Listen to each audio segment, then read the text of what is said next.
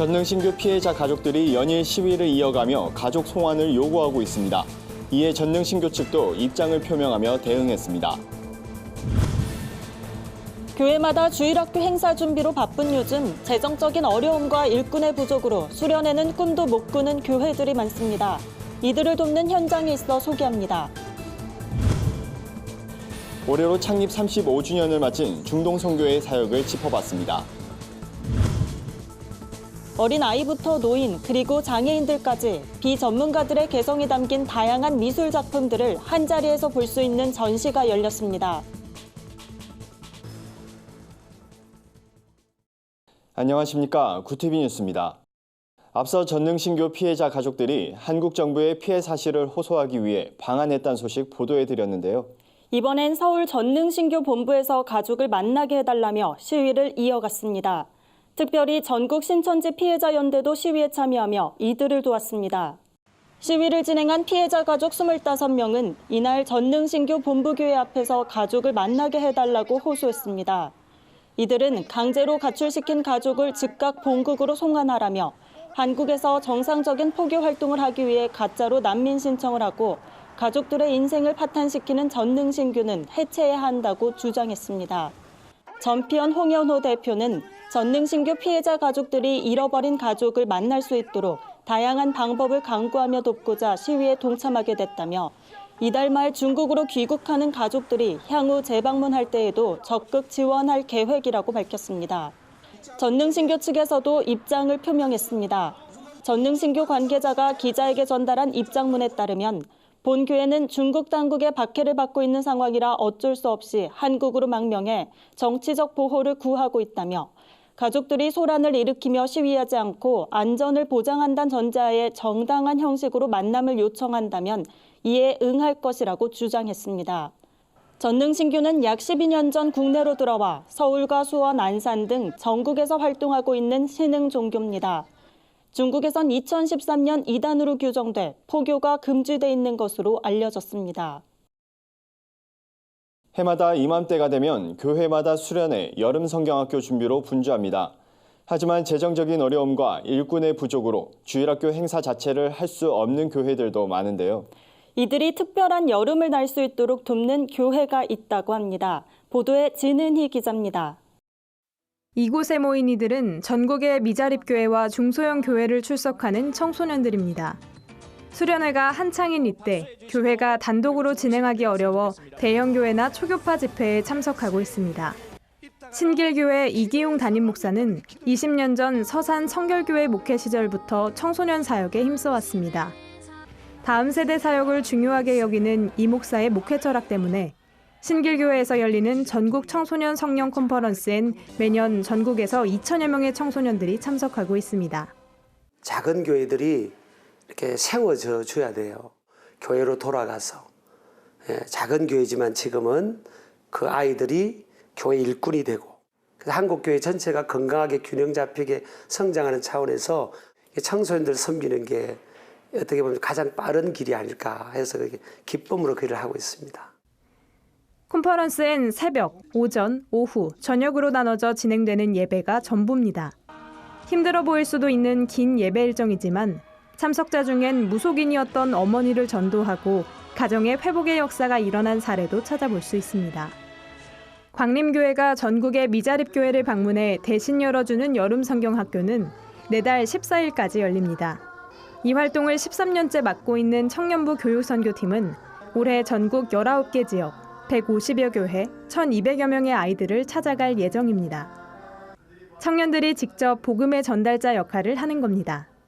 교육선교를 처음 갔던 게 20살 때 가서 찬양 인도를 했었는데요. 그때의 기억이 아직도 강렬하게 남아서 매년마다 교육선교를 가게 되는 것 같아요. 아이들이 하나님만을 찬양하면서 집중했던 그 눈망울들이 너무나 예뻐서 다음 세대를 키우고자 하는 기도의 마음을 갖게 됐어요. 청년들은 전국 각지의 교회에 찾아가 다양한 프로그램들로 여름 성경학교에 참석한 아이들을 섬깁니다. 광림교회의 이러한 사역은 농어촌 지역 교회들에게 큰 힘을 주고 활력을 찾게 돕는 역할을 하고 있습니다. 구티비 뉴스 진은입니다.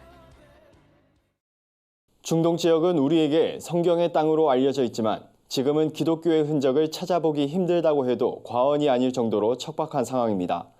일찍이 중동 선교회의 비전을 품고 다양한 사역을 펼쳐온 중동 선교회가 올해로 창립 35주년을 맞았다고 하는데요. 구티비 글로벌 선교방송단 협력기관이기도 한 중동 선교회 사역을 짚어봤습니다. 차진환 기자입니다. 중동 지역의 요르단과 시리아, 레바논 등은 예수님이 사역했던 지역으로 신구약을 통틀어 성경의 주 무대가 됐습니다. 베드로와 요한, 사도 바울이 사역한 곳으로 알려진 터키는 창세기에서 요한계시록까지 두루 등장합니다. 하지만 지금은 8천만 국민 중 99%가 이슬람교인 땅입니다. 중동 선교회는 기독교의 흔적을 찾기 힘든 이곳 중동에 그리스도의 푸른 계절이 오리란 믿음을 품고 35년 전 사역을 시작했습니다. 처음에 중동 선교 시작할 때만 해도 정말 결안으로 바위를 친다고 할 정도로 이렇게 어리석은 같이 보였어요. 이렇게 35주년이 지나다 보니까 하나님께서 중동 선교를 통해서 역사했다고 이렇게 간증할 수밖에 없고.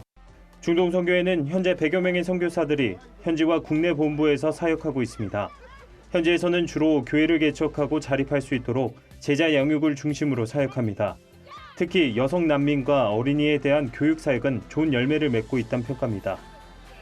선교사들은 과거에 비해 선교적인 환경은 나아지고 있다고 이야기합니다. 젊은 층의 무슬림들 중에는 복음에 대한 거부감이 크지 않는 경우가 많고 히잡을 쓴 여성들도 선교사를 친근하게 대하는 모습을 종종 볼 수 있다고 전했습니다. 처음에는 우리가 정말 그곳에서는 추방되고 핍박이 있고 압박이 있다 이렇게 생각했지만은 지금은 그 사람들이 어느 정도 그 선교사인 것을 알면서도 같이 공생하면서 가고 있어요. 선교사들은 현지 사역과 더불어 젊은 세대에게 미디어를 통한 선교로 다가가는 것이 필요하다고 입을 모읍니다.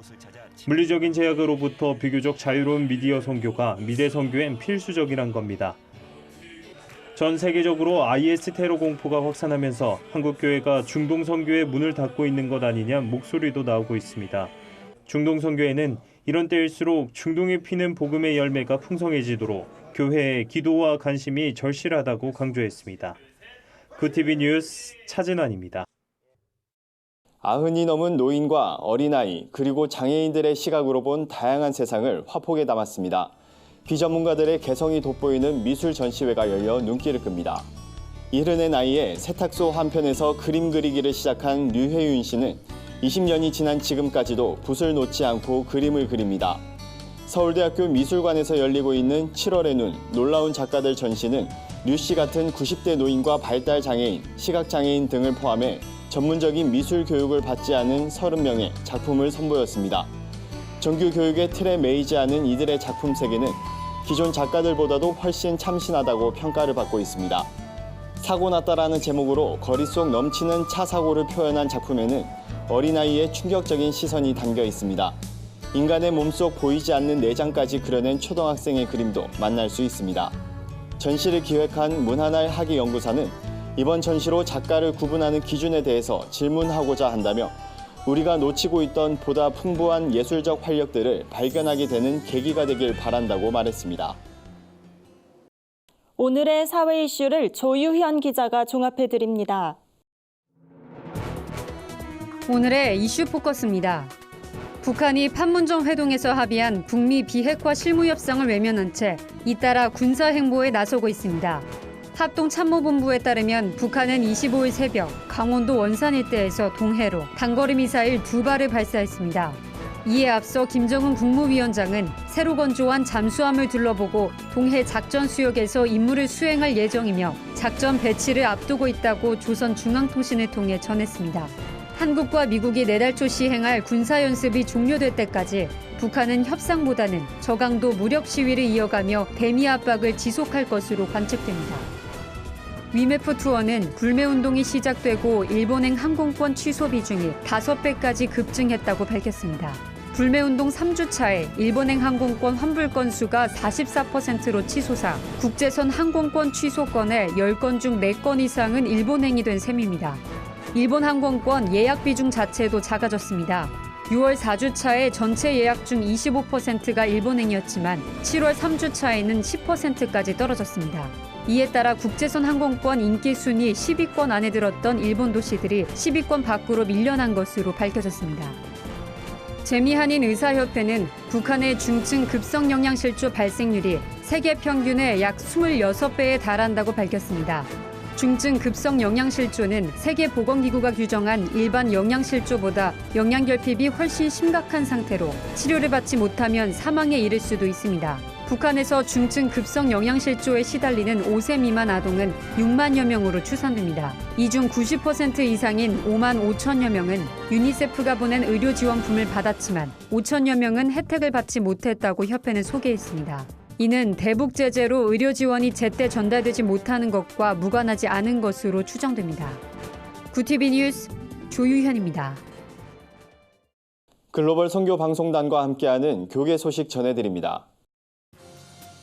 서울 동남노회 수습전권위원회가 25일 노회 정상화를 위한 임시노회를 열었습니다. 노회원 과반 이상이 출석한 가운데 진광교회 최관선 목사가 노회장에 당선됐습니다. 하지만 김수원 목사를 중심으로 한 신임원들은 임시노회 소집이 불법이라며 참석하지 않았습니다. 오늘 선출된 임원회는 26일 노회 사무실에서 기자회견을 열겠다고 밝혔습니다. 한국성서대학교 성서학과가 26일부터 27일까지 목사와 선교사를 꿈꾸는 101명의 청소년을 대상으로 컨퍼런스를 개최합니다. 바른 아카데미 이사장 정주채 목사와 GP선교회 김종식 태국 선교사가 강사로 나서 목사와 선교사를 어떻게 준비해야 할지 발제합니다. 저녁 집회에서는 청소년들을 위한 작은 음악회도 열릴 예정입니다. 미얀마에서 스테파노조 선교사 기자가 보내온 소식입니다. 경산 아름다운 교회가 최근 미얀마 이라와디주에 위치한 미자립 교회인 짜옹지수 교회를 돕기로 했습니다. 짜옹지수 교회 에에모 담임 목사는 미얀마 수도 양곤의 포카렌 신학교를 졸업하고 짜옹지수 교회를 섬기고 있습니다. 경산 아름다운 교회는 미얀마를 비롯해 캄보디아와 케냐 등 가난한 나라의 고아와 청소년을 위한 무료 급식 사역도 진행하고 있습니다.